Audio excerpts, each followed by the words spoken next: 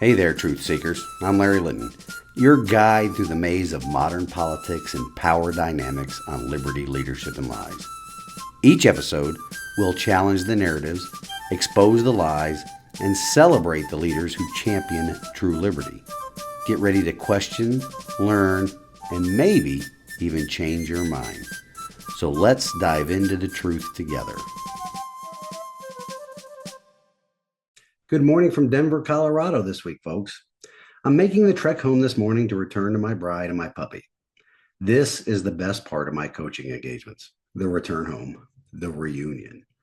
When I walk in the door, my bride is the first to greet me with a huge hug and a kiss, and my puppy starts to get jealous and starts barking. I don't know if she's jealous because Denise is receiving or giving attention. After a few jumps, along with some barking and whining, I get down on the floor to give Harlow some loving. Yes, homecomings are the best part of being away. And as I informed you all in last week's episode, this will be a long stay at home with my bride as I'm taking a break from both my coaching and putting some episodes together. As it stands right now, I hope to have several interview episodes in the can before I take a break from the podcast, which is in about a month. But the break from my consulting, it starts today. All work and no play has definitely made Larry a dull boy. So I will be playing for a long time now. I wrapped up my latest engagement a bit different this time. I'm starting my return flight home out of the Denver airport instead of the Casper, Wyoming airport. And I'm doing this for a myriad of reasons. Chief among them is that the Casper airport did not have any four-wheel drive SUVs available to rent for the month that when I first arrived out here. Neither did the Rapid City, South Dakota airport, which would be the normal alternative. Since they are regional airports and Denver is a huge international airport, they had plenty of vehicles of the type and size needed for the work I do out here in Wyoming. I'm hoping this isn't the case for my next trip out here later this year. Adding a 5 or 7 hour drive on top of my final day with the teams in Wyoming in order to get to Denver to catch a flight, it's proven to be a bit exhausting and a logistical nightmare. So wish me luck for my next visit. I'll be sure and let you know how it works out. Before I forget, I want to give a shout out to some really good friends on their daughter's recent engagement.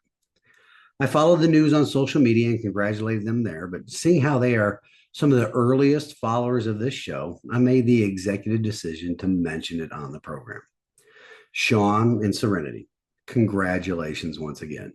Hopefully, I will be home during the time of the wedding so I can watch this union of two children of God in person. I'm looking forward to seeing how the future plays out for this young couple. I would also like to congratulate their son on his decision on continuing his education, as well as the decision to serve our nation in the armed forces. Well done to all.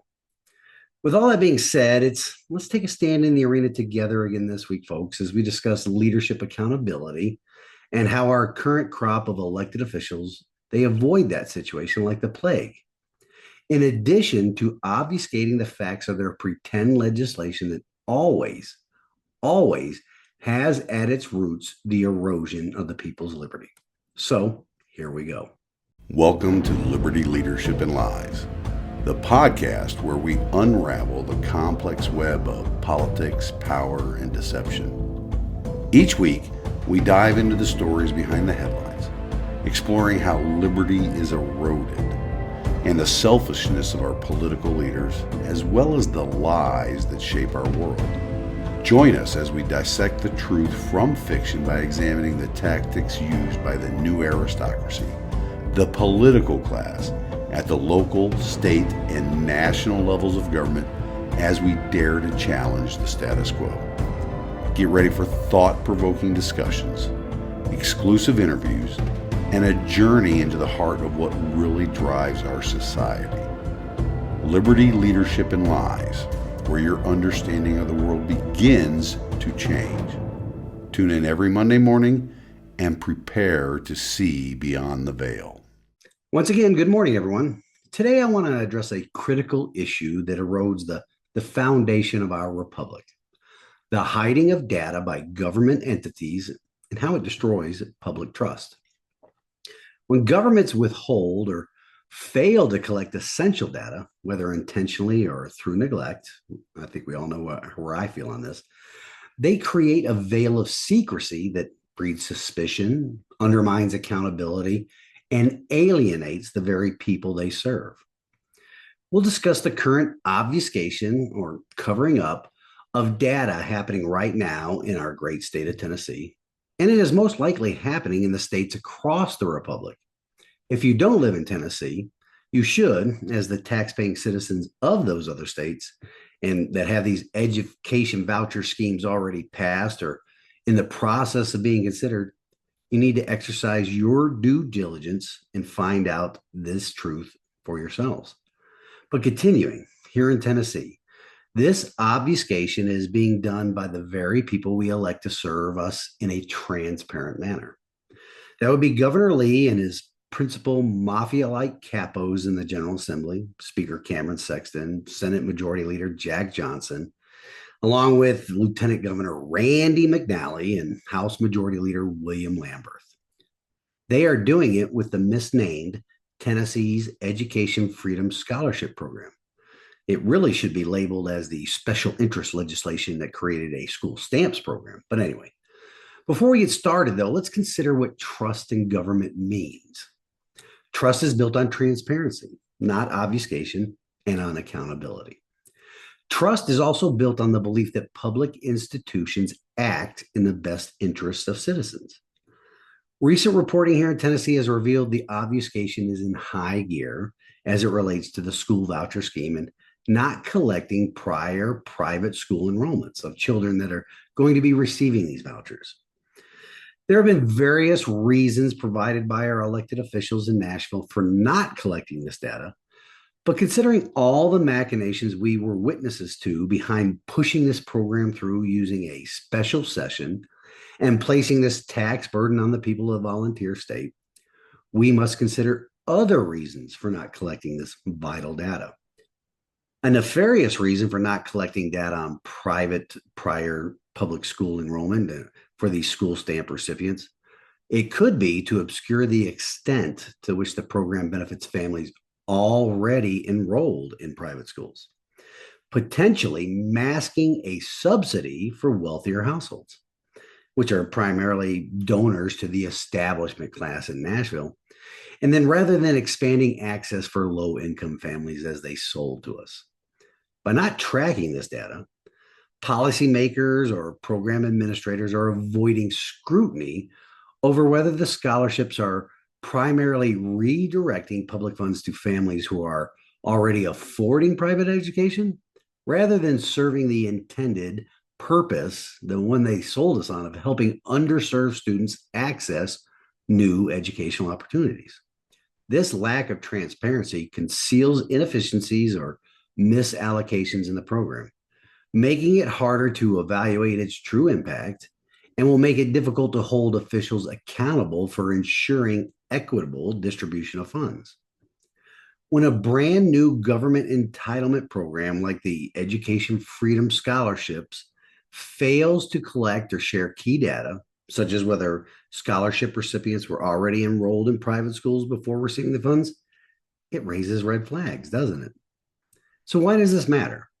Because data is the currency of accountability. Without this data, the citizens can't evaluate whether a program is achieving its stated goals, like helping low-income families access better education, or if it's merely funneling public funds to those already in private schools. Just look to what has been revealed by DOGE at the national level over the course of the past 6 months.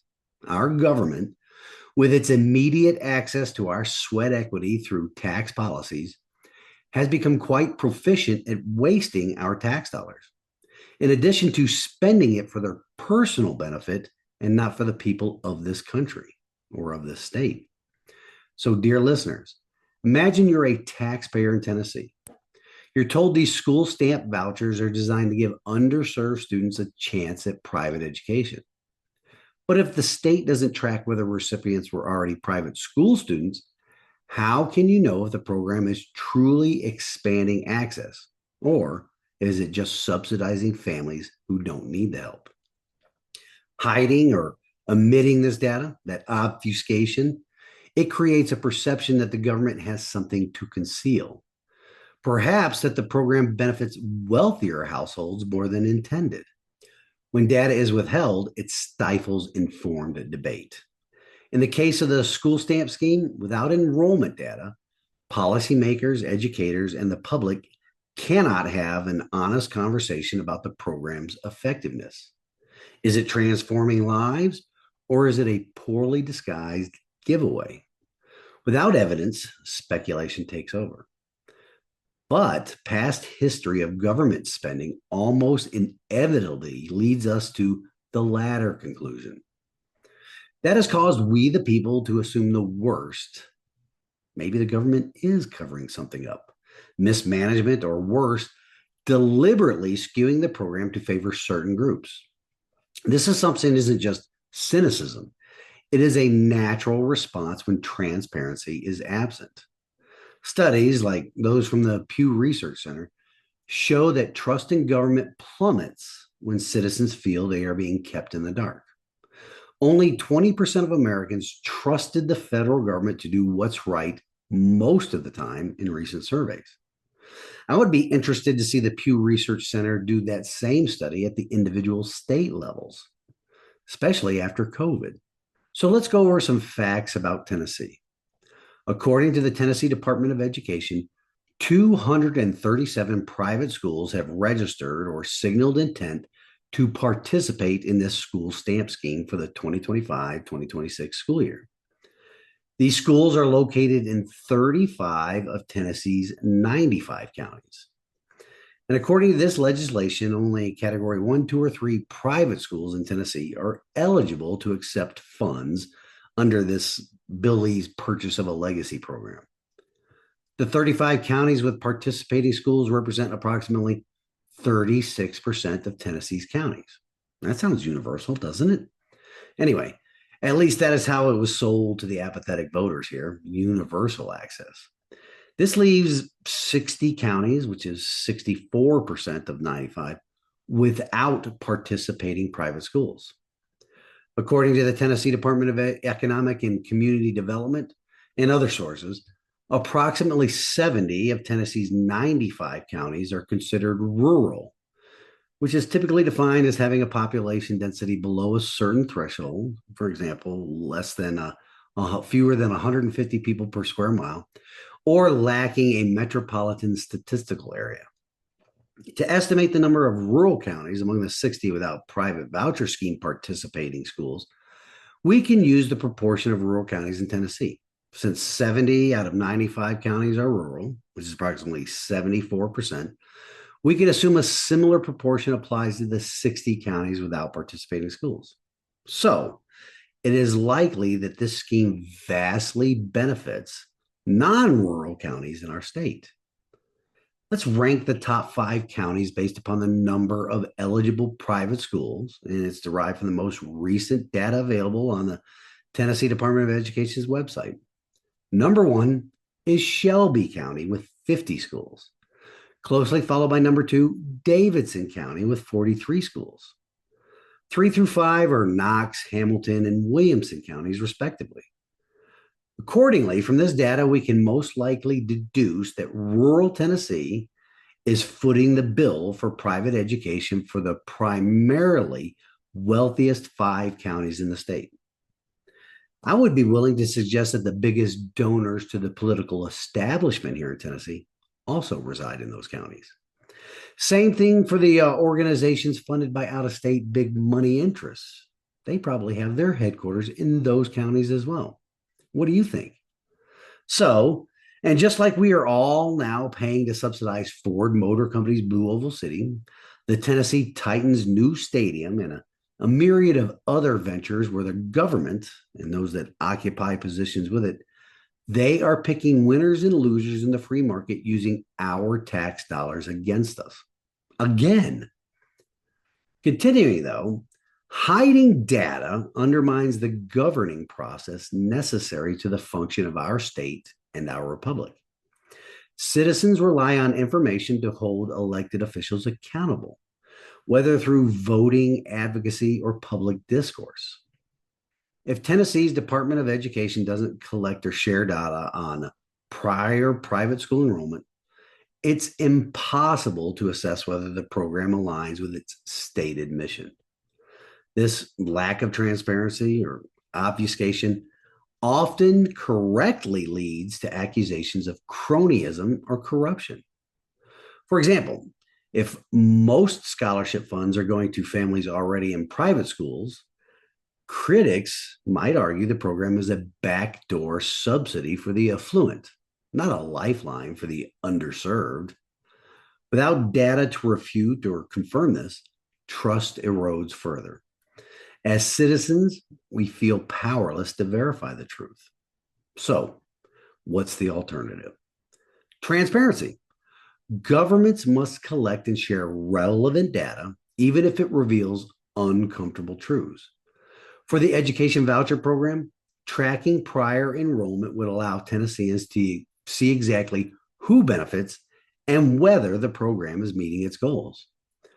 Openness invites scrutiny, yes, but it also builds credibility.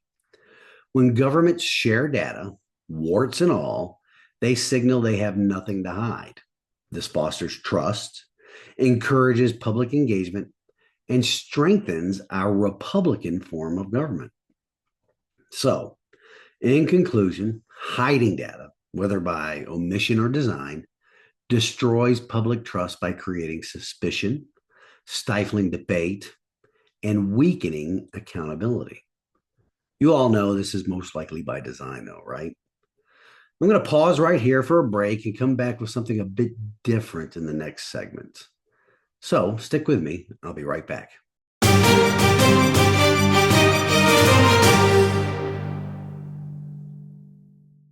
Ladies and gentlemen, I'm going to direct this segment to the members of our state government. Please forgive me for speechifying during this part of the podcast. But if you enjoy and agree with what you are about to hear, you need to share it with your elected members of the General Assembly. Share it with our trans-Publican Governor Bill Lee as well. They need to know we will hold them accountable for their failure to hold themselves accountable. With that, here is my address to the elected officials here in Tennessee.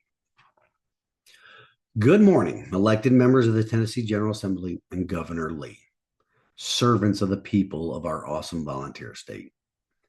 Today, I want to address a principle that lies at the heart of public service: accountability. As elected officials, you are entrusted with the immense responsibility of serving the people of Tennessee, our families, our communities, and our future. Accountability is not just a buzzword. It is the foundation of trust between you and the citizens who elected you. It is the commitment to transparency, integrity, and measurable results in the policies you enact. Today, I call on you to uphold this principle, particularly in the implementation of Tennessee's recently passed school voucher program, and specifically in the critical task of collecting and reporting data on prior public school or private school enrollment. Let me begin by acknowledging the weight of your roles. It's a role I twice sought to serve in, at great expense to my family and to my fortune. As legislators and as governor, you make decisions that shape the lives of millions. The school voucher program, a significant policy shift, is one such decision. Promising to expand educational opportunities for Tennessee families, this program diverts public funds to private schools through vouchers. It creates a new government entitlement program, something that is contrary to constitutional, conservative, and Republican Party principles. Supporters argue it offers parents choice, never considering that parents already had that choice, but you have now provided them with taxpayer-funded means and conflated the two words of means and choice to somehow have the same definition. Now, critics warn that it risks undermining public education, which is already a constitutionally mandated function of our state's government. You all created an additional problem without solving the real problem. Failing institutions of education already wholly controlled by you and the government. But regardless of where we stand on this issue, one truth is undeniable. Without robust accountability, this program and your leadership cannot earn the trust of Tennesseans. Accountability begins with clarity. When you passed the voucher program, you promised it would serve students who needed it most. Those in underperforming public schools, those with families that lack the means to access alternatives. Yet a critical question now remains unanswered. How many voucher recipients were already enrolled in private schools before the program began? This is not a trivial detail. It is a fundamental measure of whether the program is meeting its intended purpose or simply subsidizing families who are already paying private school tuition. Without this data, we cannot evaluate the program's impact, its fairness, or its cost effectiveness. And without this evaluation, you cannot claim to be accountable to the people of Tennessee. Governor Lee, I address you directly. Reports suggest your administration has resisted calls to collect and disclose data on prior private school enrollment. This is deeply concerning. Hiding from this responsibility undermines the very principles of governance you pledge to uphold. If the voucher program is truly designed to help underserved students, why shy away from proving it? If the data shows that a significant number of voucher recipients were already in private schools, that's not a failure of the program. It's a failure of transparency if you refuse to share that truth. Tennesseans deserve to know how their tax dollars are being spent and whether this program delivers on its promises. To the members of the Tennessee General Assembly, and especially to my state senator and state representative, Senator Seal and Representative Ashley, you have the power and the duty to demand the data. Accountability is not a one-time act. It's an ongoing commitment. When you pass the voucher legislation, you set the stage for a transformative policy. But transformation without oversight is reckless. You must ensure that the Department of Education collects detailed, disaggregated data on voucher recipients, including their prior school enrollment status, public, private, or homeschool. This data must be publicly reported, not buried in bureaucratic obscurity. Only then can you, as legislators, assess whether the program aligns with its stated goals and make informed decisions about its future. Let's talk about why this bit of accountability matters. Tennessee's public schools educate over 90% of our children. They are the backbone of our communities, staffed by some dedicated teachers, but supported by our taxpayers. The voucher program, by diverting public funds, directly impacts these schools. If vouchers are primarily benefiting families already in private schools, the program risks becoming a taxpayer-funded subsidy for the affluent rather than a lifeline for the disadvantaged. Without data, we're left guessing. And guessing is not governing. Accountability demands evidence, not assumptions. Moreover, accountability is about trust. Tennesseans elected you to make decisions in their best interest, not to obscure the outcomes of those decisions. When you fail to collect or share critical data, you erode the public's confidence in your leadership. A recent poll by the Tennessee Education Association, I know, odd for me to cite a leftist institution, but this is important. The TEA found that 68% of voters want greater transparency in how voucher funds are used. They're not asking for perfection, they're asking for honesty. By ensuring data on prior private school enrollment is collected and made public, you can show Tennesseans that you value their trust and are committed to delivering results. Let me be clear, accountability is not about casting blame. It's about taking responsibility. If the data reveals that the voucher program is not reaching the students it was intended to serve, That is an opportunity to refine the policy, not a reason to hide. If the data confirms the program's success, that's a victory you should celebrate and share. Either way, the truth is your ally. As elected officials, you have the chance to model courage by embracing transparency, even when the findings challenge your assumptions. I urge you to take specific, immediate actions. First, amend the voucher program's guidelines to mandate the collection of prior enrollment data for all voucher recipients. Second, require the Department of Education to publish this data annually in a clear, accessible format. Third, hold public hearings to discuss the findings and their implications for Tennessee's education system. These steps are not burdensome, they are essential. They demonstrate that you are not afraid to be held accountable for the policies you champion. Governor Lee, you have championed this voucher program as a bold step forward, but using questionably constitutional actions to force it upon the citizens of Tennessee, as well as holding hurricane relief for Tennesseans hostage just to get this bill over the finish line. I challenge you to match that boldness with accountability. Lead by example. Direct your administration to collect and release this data without delay. Show Tennesseans that you're not hiding from the truth, but embracing it as a tool to build a better future for our students. To the General Assembly, you are the voice of your constituents. They expect you to ask the hard questions and demand the answers. Use your oversight authority to ensure the voucher program is implemented with integrity. Hold the administration accountable. Hold yourselves accountable. The people of Tennessee are watching, and they will judge you not just by the laws you passed, but by how you ensure those laws serve the public good. In closing my address to you, elected officials, I want to stress this. Accountability is the cornerstone of our republic. It is what separates leadership from power.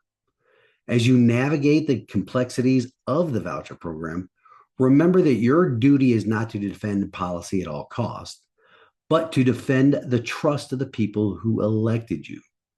Collecting and sharing data on prior private school enrollment is not a technicality. It is a moral and practical necessity. It is how you prove that the voucher program is more than a promise. It is a policy that delivers for Tennessee's children. I implore you, as leaders of this great state, I implore you to act with courage, transparency, and resolve. Collect the data, share the truth, be accountable. Tennessee's families, students, and future depend on it. Thank you. All right, so please stick with me through the next break, ladies and gentlemen, when I come back with my closing thoughts and along with this week's wisdom from God's Word. I'll be right back.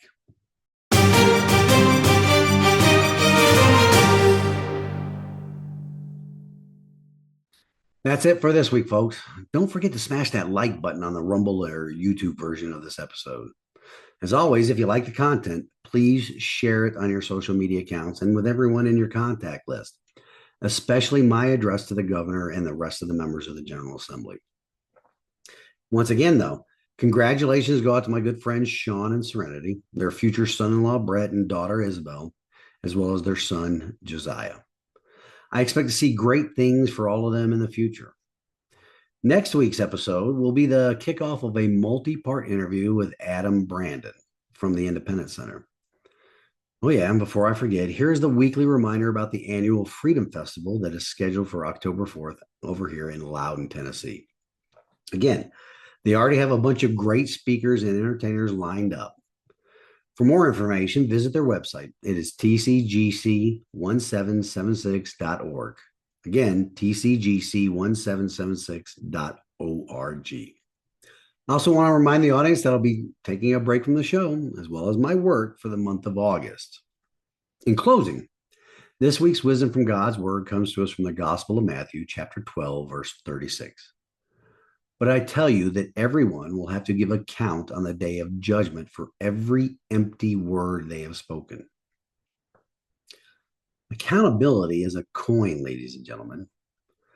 Not only do our elected officials who shirk this concept while representing their constituents, as well as shirk their accountability to their oaths, these people will be held accountable for the empty words they have spoken to we the people. But every citizen is also accountable to future generations to pass down the blessings of liberty our forefathers passed down to us. We are accountable to our duty for citizenship in a republic each day, and especially in each election cycle, that we ignore our duty and responsibility and accountability. Our children and grandchildren will pay a much larger price than we are paying right now in allowing the cancerous growth of tyranny. We need to demand accountability from our elected officials and demand accountability from each other. Each time our government tries to hide data and facts from the taxpayers in this state and around the nation, they are doing so with malicious intent.